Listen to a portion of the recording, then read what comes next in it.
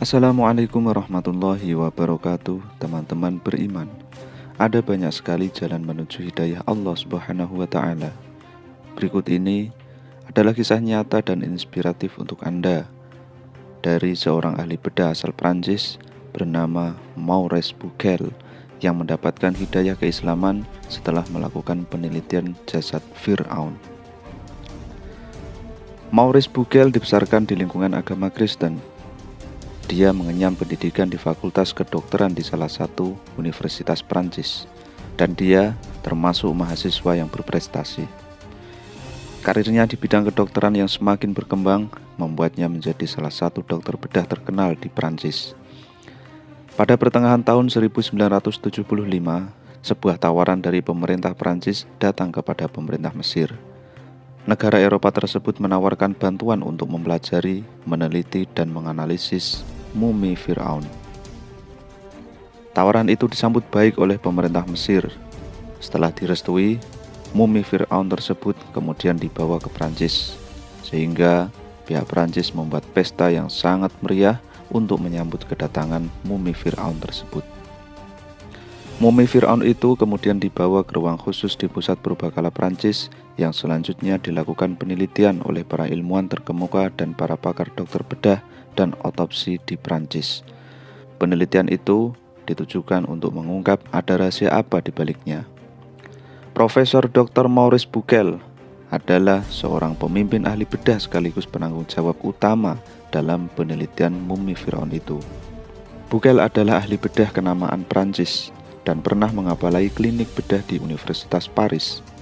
Ia lahir di Pont-l'Évêque, Prancis pada tanggal 19 Juli 1920.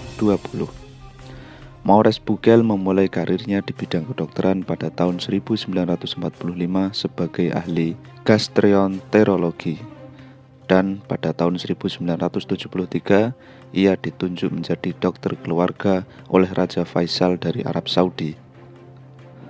Tidak hanya anggota keluarga Raja Faisal yang menjadi pasiennya, anggota keluarga pasien Mesir kala itu, Anwar Sadat, diketahui juga termasuk dalam daftar pasien yang pernah menggunakan jasa Maurice Bucaille. Dalam penelitian mumi Fir'aun, ditemukan sisa-sisa garam di dalam tubuhnya. Kemudian Maurice menyimpulkan bahwa Fir'aun mati tenggelam di laut. Namun yang menjadi pertanyaan di benak Maurice adalah bagaimana jasad Fir'aun tetap utuh meski sudah ribuan tahun dan ditemukan di laut. Lalu salah satu rekannya berbisik, "Jangan tergesa-gesa. Sebenarnya umat muslim telah berbicara mengenai tenggelamnya jasad ini." Maurice Bucaille tercengang, tak percaya dan heran mendengarnya. Dia bertanya-tanya, bagaimana hal itu bisa terjadi padahal mumi itu belum ditemukan hingga tahun 1898 Masehi atau kurang lebih 200 tahun yang lalu. Sementara Al-Quran adalah kitab suci umat muslim yang menginformasikan lebih dari 1400 tahun yang lalu. Menurut Maurice, hal tersebut mustahil, tidak masuk akal. Bagaimana mungkin terjadi, padahal seluruh manusia termasuk juga bangsa Arab tidak mengetahui apapun tentang orang-orang Mesir kuno. Pertanyaan-pertanyaan tersebut semakin berkecamuk di benak Maurice, membuat dia berpikir keras tentang Al-Quran. Maurice akhirnya duduk seorang diri mengamati mumi yang berada tepat di hadapannya seraya berkata, apakah logis bahwa mumi di hadapanku ini adalah Fir'aun yang mengejar Nabi Musa alaihissalam? Meski telah mengajukan beberapa pertanyaan sangkalan terhadap informasi Al-Quran, dia tetap gelisah sampai-sampai dia tidak dapat tidur pulas. Dalam agamanya, kitab suci umat Kristen, Injil Matius dan Lukas memang menceritakan tentang tenggelamnya Fir'aun ketika mengejar Nabi Musa, tetapi tidak menyebutkan keutuhan jasadnya. Esok harinya Maurice meminta kepada rekannya sesama ahli bedah untuk membawa kitab Taurat, kitab suci umat Yahudi. Rekannya membaca kitab Keluaran Exodus, tetapi kitab ini tidak membahas tentang keutuhan jasad Fir'aun setelah tenggelam bersama bala tentaranya.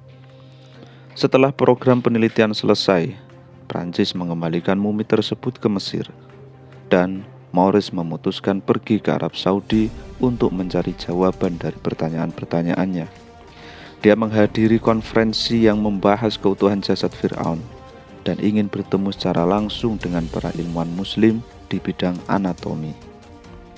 Ketika acara berlangsung, seorang ilmuwan muslim berdiri dan membaca sebuah ayat yang artinya, "Maka pada hari ini kami selamatkan jasadmu agar engkau dapat menjadi pelajaran bagi orang-orang yang datang setelahmu." Tetapi kebanyakan manusia tidak mengindahkan tanda-tanda kekuasaan kami. Quran Surat Yunus ayat 92. Tentu saja Maurice kaget dan tercengang. Dia semakin yakin kitab suci umat muslim, yakni Al-Quran, berasal dari Tuhan semesta alam. Sedikit demi sedikit cahaya kebenaran Al-Quran merasuk ke lubuk hatinya dan memenuhi jiwanya. Dan pada akhirnya, Quran Surat Yunus ayat 92 telah menuntun hati Maurice Bucaille untuk menjadi seorang mu'alaf. Dan selanjutnya, sesuai dengan bidang keahliannya, Maurice kemudian menulis buku Bible, Al-Quran, dan Sains Modern, yang di dalam pendahuluannya dia menulis, "Sejak awal, nilai-nilai ilmiah yang ada dalam Al-Quran telah mengherankan. Saya sama sekali tidak mengira bahwa dalam teks yang telah disusun semenjak 13 abad lalu itu ditemukan keterangan tentang segala hal yang bermacam-macam dan sangat cocok dengan pengetahuan ilmiah modern." Maurice juga berkata tentang kebenaran ilmiah yang terkandung dalam Al-Quran pada akhir kalimat dalam bukunya Studi Kitab Suci dalam Konteks Ilmu Pengetahuan Modern. Dengan melihat kepada tingkatan pengetahuan di masa Nabi Muhammad SAW, tidak mungkin kebenaran ilmiah yang terkandung dalam Al-Quran itu adalah karangan manusia. Wallahu a'lam bishawab.